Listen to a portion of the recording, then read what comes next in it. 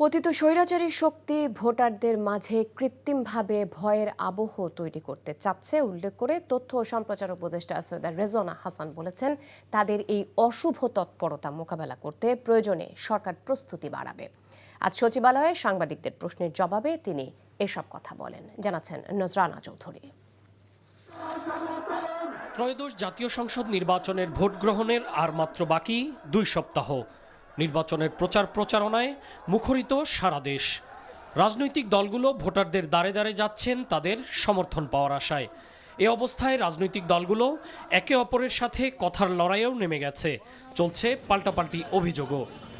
এরকম অবস্থায় সরকারের কি ভূমিকা হবে সে বিষয়ে জানতে চাইলে তথ্য ও সম্প্রচার উপদেষ্টা জানান, আইন লঙ্ঘন না হলে সরকারের কিছুই করার নেই। যেই দল জিতবার চেষ্টা করবে সে তার প্রতিপক্ষকে ঘায়েল করার জন্য কথা বলবে, প্রতিপক্ষ আরেকজনকে ঘায়েল করার জন্য কথা বলবে, তো খুব স্বাভাবিক কথা।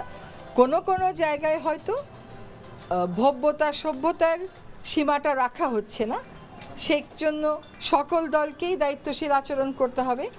যদি কোনোটা আইন শৃঙ্খলার পর্যায়ে পৌঁছে যায় তখন সেটা সরকারের দায়িত্ব। তার আগ পর্যন্ত কে কার জনসভায় কি বললো না বললো তো সেটা সরকারের দায়িত্ব না।